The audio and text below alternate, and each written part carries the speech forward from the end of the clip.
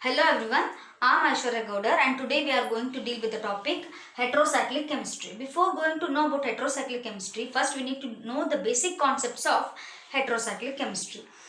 The word heterocyclic was derived or it is obtained by the alteration of carbocyclic compounds. So let us now know what are carbocyclic compounds and what are heterocyclic compounds with an example of simple, that is benzene. We all are very familiar with a benzene. Benzene contains 6 carbon atoms. That is what the basic thing we know about the compound.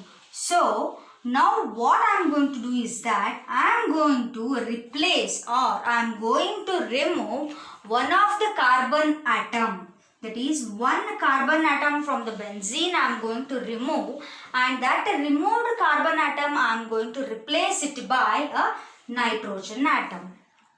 Now itself we call it as benzene? No. Now we call this as pyridine because one of the carbon atom is being replaced by nitrogen. This is what the first example, that is we call this benzene as carbocyclic compound because this is containing only carbon and hydrogen atoms within the ring. But when it comes to pyridine, the carbon atom is being replaced by nitrogen. Here this nitrogen is known as heteroatom. So the cyclic compound containing at least one heteroatom within the ring is termed as heterocyclic compounds. Basically, other than carbon and hydrogen atom, the rest of the elements are known as heteroatoms itself because these are backgrounds of carbo compounds. That is, carbon and hydrogen are known as hydrocarbons and these are containing the carbon background. Those are carbocyclic compounds. But when it comes to heterocyclic compounds, these are also cyclic. Those two contain carbons, even they have hydrogen, but they must have at least one heteroatom, and that heteroatom can either be nitrogen or be oxygen or be sulfur or any other heteroatoms. But basically we have three commonly known heteroatoms, as the compounds derived from these heteroatoms are widely being used in many of the fields in present era. So now let us define the terms carbocyclic compounds and heterocyclic compounds by seeing the examples. The cyclic compounds containing all the carbon atoms in a ring are termed or referred as carbocyclic compounds. Okay, let us take an example. Here I am having benzene. What does benzene contains? It contains 6 carbon atoms and it is cyclic. Rest, leave it off the pi bonds. We are not going to concentrate more on sigma and pi bonds. Let us see only the atoms present in the compound. So, by seeing this example and the definition, that will be clear that these carbocyclic compounds are cyclic compounds containing all the carbon atoms in a ring formation, and such compounds are known as carbocyclic compounds. Now let us define the heterocyclic compounds. The alteration of the above definition, that is, if any one atom from the ring is replaced by an atom other than carbon is referred to as heterocyclic compounds. What they have said is that within the carbocyclic compounds, we are going to replace one of the carbon by an heteroatom other than carbon. That heteroatom must be other than carbon. Other than carbon atoms only we call them as heteroatoms. And that replacement compound will give us the heterocyclic compound. This is what the clear-cut definition of heterocyclic compounds and carbocyclic compounds. Hope now we are clear with the definition of carbocyclic compounds and heterocyclic compounds. Simply saying, what we can say is that compounds containing carbon and hydrogen are known as carbocyclic compounds and they must be cyclic. Then the compounds containing heteroatoms along with the carbon and hydrogen atoms are known as heterocyclic compounds, and even they can also be cyclic, aromatic, aliphatic, saturated or unsaturated. This is what the basic introduction about the heterocyclic compounds and how we can differentiate the heterocyclic compounds by carbocyclic. Now let us see the classification of heterocyclic compounds. Basically, the heterocyclic compounds are being mainly divided into two types. That is, one is aliphatic and the other is aromatic. We say aliphatic heterocyclic compounds and the other is aromatic heterocyclic compounds. Not much difference, but these are having some differences between them. Then let us see what are aliphatic heterocyclic compounds and what are aromatic heterocyclic compounds. Okay, these are cyclic analogues of amines, ethers, thioethers, amides and many more. That is, these aliphatic heterocyclic compounds are cyclic. Of course, yes, they will be cyclic. But of what they are made up of? They are made up of either amines or ethers or thioethers or amides. A point to be noted is that here we have amines. Amines means those contains nitrogen atom. Ethers, oxygen. Thioethers, sulfur and oxygen. Amides, these are also containing nitrogen atoms. So what we can finalize is that nitrogen, oxygen, sulfur, the heteroatoms are present in the cyclic form, but that cycle do not contain any kind of unsaturation. Unsaturation in the sense there is no presence of any pi bonds. That is, these compounds do not obey Huckel's rule. That is, 4n plus 2 pi electrons is failed by aliphatic heterocyclic compounds. That is what the simple terms about this. Let us take an example. Here is oxyrate. It is an heterocyclic compound, right? That is a cyclic compound containing one heteroatom. So we have named it as oxyrate. We do not find any kind of unsaturation in this compound. That is, there is no kind of pi bonds in it. So we say it as aliphatic heterocyclic compound. Then coming towards the rest three examples: thiazole, pyrimidine and pyridine. What happens in thiazole is that we are having two heteroatoms, right?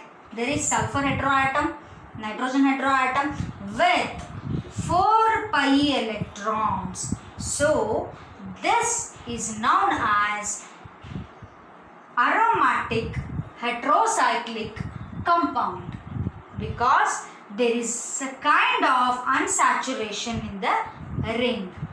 Then coming towards pyrimidine, there are two heteroatoms and it is a 6-membered ring with 6 pi electrons and it is obeying the Huckel's rule. So even this is also known as aromatic heterocyclic compound. Then coming towards the last example, that is pyridine, which is an analog of benzene. It is only one of the carbon atom is being removed and replaced by nitrogen. It is having 6 pi electron system with 6 membered ring. So it is known as pyridine and it is also an aromatic heterocyclic compound. Based on this, we have been classified the heterocyclic compounds into two types, either aliphatic or aromatic. After learning about the definition of heterocyclic compounds and their classification, now let us know the uses of heterocyclic compounds. If we are using a compound or if we are studying of something, it should have some applications in our day-to-day life and in our life leading processes. So it is very important to know the uses or applications of heterocyclic compounds. Yes. Then where are these heterocyclic compounds used? Do we use this in our daily life? Can we consume them? Then where can we find these heterocyclic compounds? Are they natural or synthetic? Yes. These are the common questions that we face when we come to applications. Yes. When we try to tell the applications of some compounds, we in chemistry, we just say these are used in chemical industries. These are used as drugs, but we doesn't know how we are using, why we are using, what are its functions. Yes, and now we will know about the usage of heterocyclic compounds in our day-to-day life. The first and the foremost use of heterocyclic compounds is these are essential for life. These are essential for life. Then how these are useful for our life? Do we find these heterocyclic compounds in our body? Can we find them in nature? Yes. Our body contains heme protein, that is blood. Our blood contains hemoglobin, and that hemoglobin is made up of heme, and that heme contains hetero compounds. This is what the structure of heme protein, right? And that heme protein's structure, when you see, you can find or you can identify that it is made up of 4 nitrogen atoms with the carbon and hydrogen atoms. So it becomes clear that the heme protein present in hemoglobin of our body is made up of heterocyclic compounds. The next coming towards chlorophyll. Chlorophyll is found in plant cells. Yes, plants synthesize the oxygen, or they synthesize the food by using the chlorophyll. What does the chlorophyll does? It extracts or it absorbs the sunlight and prepares the food in the form of oxygen, glucose and many more things. And that chlorophyll is made up of 4 nitrogen atoms in the same way, and those 4 nitrogen atoms are centrally coordinated with the magnesium atoms. That are, the 4 nitrogen atoms are coordinated with the magnesium atom. So what we can see, totally there are of 5 hetero atoms in a chlorophyll molecule. Okay, now let us move towards the second application. The second application is that these heterocyclic compounds are being used as anti-malarial drugs. Then what is meant by anti-malarial drugs?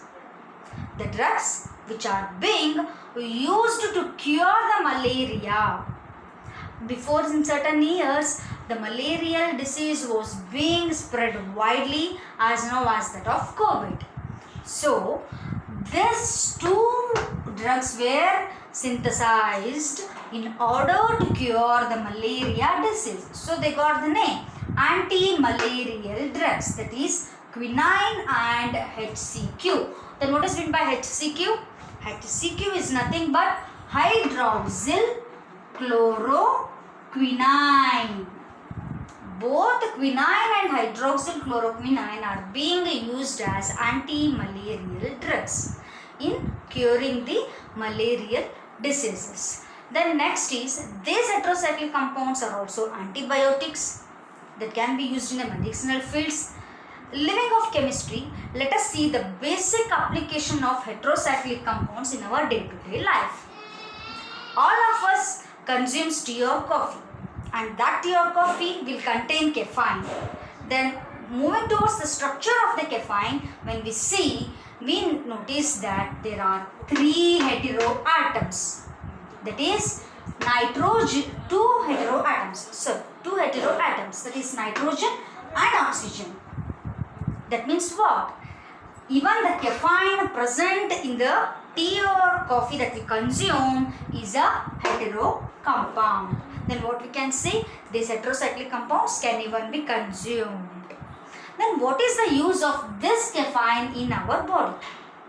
Yes, we got that it is an heterocyclic compound. It consists of nitrogen atom, it consists of oxygen atom. Total of there are 2 kinds of hetero atoms are present in caffeine, and that is present in our tea. Then what is the use of this caffeine in our body? Yes, it functions as that it stimulates the action of adenosine. Then where will we find the adenosine? In the process of energy releasing.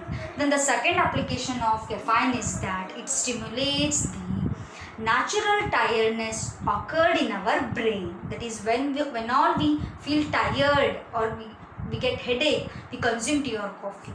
And that tea or coffee contains the caffeine, and that caffeine will stimulate the tiredness. And what this caffeine means. That is what this. This is what the basic applications of heterocyclic compounds in our day-to-day life and also in our commercial life. And this is all about the basic introduction about the heterocyclic compounds. It is just an introduction.